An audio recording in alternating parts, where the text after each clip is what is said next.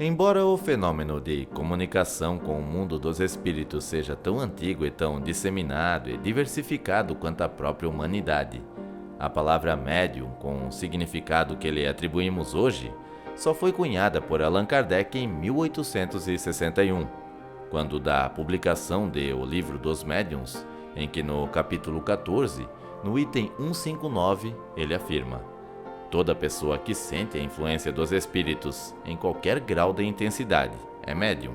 Essa faculdade é inerente ao homem, por isso mesmo, não constitui privilégio e são raras as pessoas que não possuem pelo menos um estado rudimentar.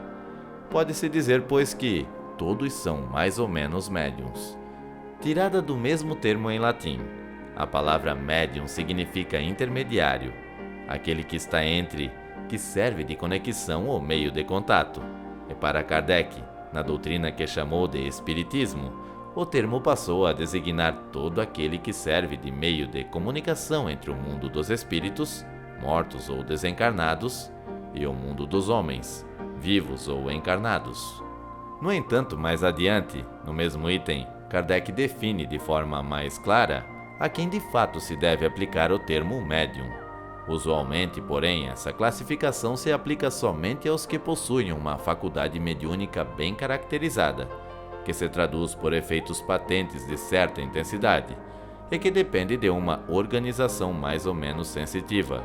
De acordo com Kardec, portanto, devem ser chamados de médiums somente aquelas pessoas que, de forma mais intensa, ostensiva e clara, apresentam fenômenos que permitem a comunicação direta entre o mundo dos espíritos e o mundo dos homens. A essa definição, ele acrescenta: deve-se notar ainda que essa faculdade não se revela em todos da mesma maneira. Os médiuns têm geralmente aptidão especial para esta ou aquela ordem de fenômenos, o que os divide em tantas variedades quanto são as suas espécies de manifestações. A partir desse ponto, Kardec faz então a extensa classificação de mediunidade, de acordo com os fenômenos que presenciou, os médiuns que encontrou e os efeitos que observou. Embora muito detalhada essa classificação, no entanto, teve de se limitar aos conhecimentos da época e ao que Kardec pôde observar e registrar em apenas 15 anos de estudos, realizados no final do século XIX. Hoje, mais de 150 anos depois da publicação de O Livro dos Médiuns, já podemos afirmar que a classificação de Kardec se tornou imprecisa ou incompleta em relação aos médiuns e fenômenos que encontramos e observamos na prática mediúnica atual, pois alguns dos fenômenos e tipos de médiums ali descritos já quase não são mais vistos ou mudaram bastante na forma como se apresentam, e em contrapartida, vários fenômenos e médiums hoje bastante comuns e facilmente observados em muitos grupos, especialmente universalistas ou de outras linhas que não seja o espiritismo, não encontram ali sua descrição, deixando no vazio muitas pessoas que, por objeto de fenômenos, não compreendem, pois não encontram explicação, se sentem muitas vezes perdidas e assustadas. Vamos conhecer 10 tipos de mediunidade mais comuns da atualidade.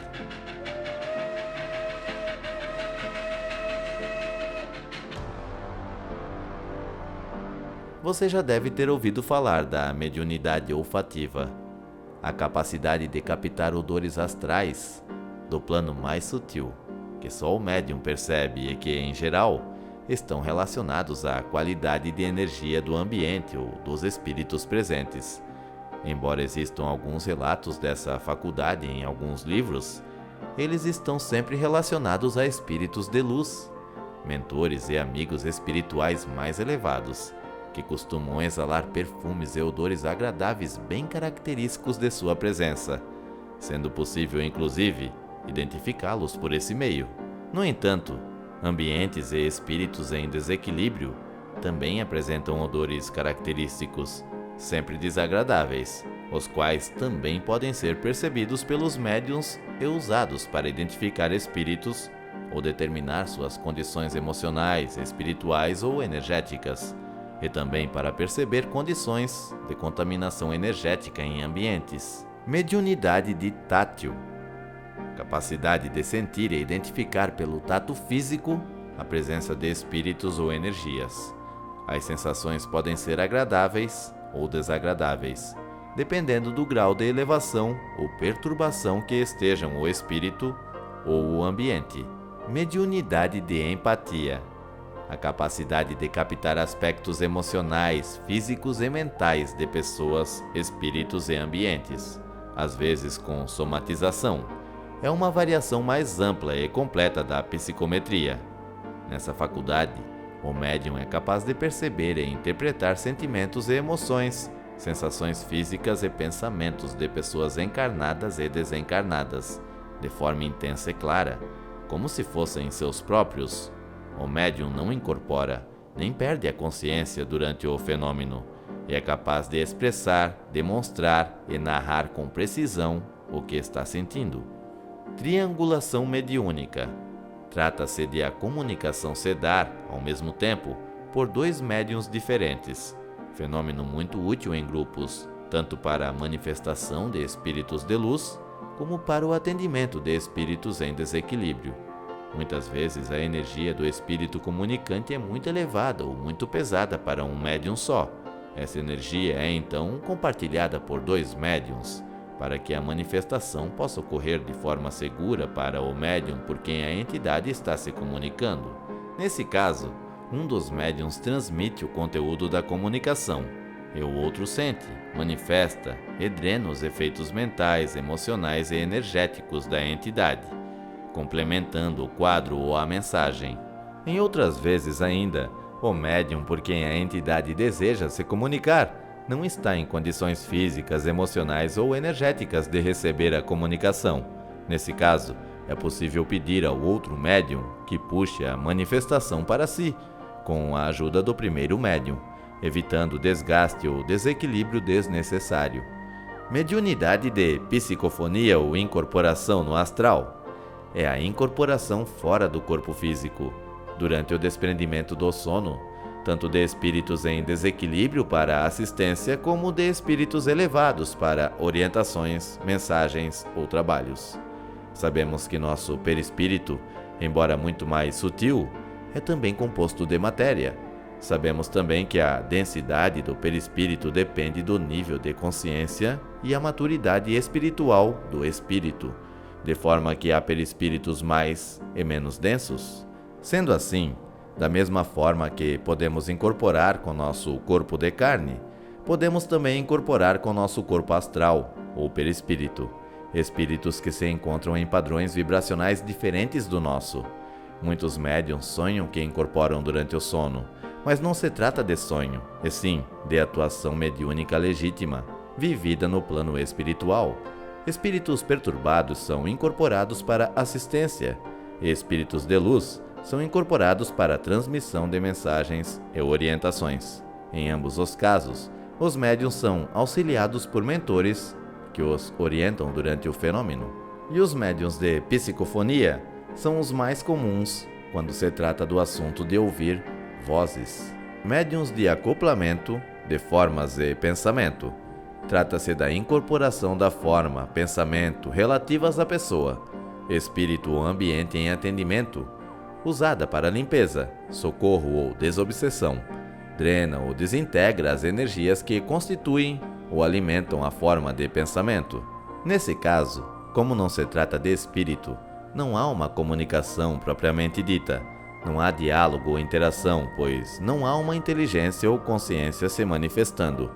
O que se observa é que o médium assume características corporais energéticas de forma e pensamento, como se a vestisse, permitindo que seja gradativamente desintegrada ou drenada para locais no astral, onde a energia pode ser transformada.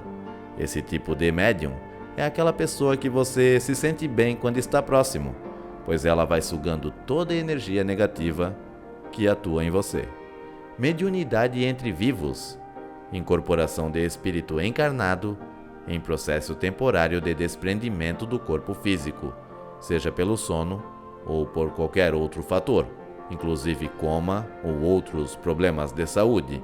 Quando uma pessoa sai do estado de vigília e o corpo perde a consciência, seu espírito se desprende e se manifesta com o perispírito no plano astral, exatamente como qualquer espírito desencarnado, no fenômeno conhecido como projeção astral, viagem astral ou projeção da consciência.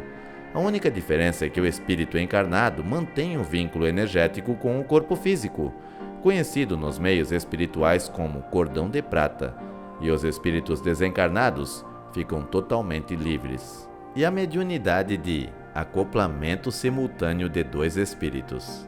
O médium percebe, sente e trabalha com dois espíritos ao mesmo tempo.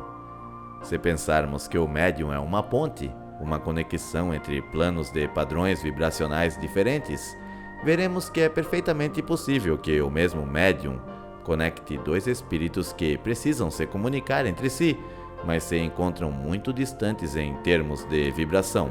Nesse caso, o médium funciona quase como um telefone, por onde ocorre o contato, o diálogo, a orientação. Ele permanece consciente e acompanha toda a comunicação, colaborando com o pensamento e sentimentos equilibrados, enquanto as duas entidades trocam impressões. E eu desejo a você, meu muito obrigado por me ouvir até aqui. Espero que tenha gostado e se gostou, não esqueça de deixar o seu gostei, comente, participe e se você não é inscrito, se inscreva aqui no nosso canal Vale das Curiosidades. Um abraço e até mais!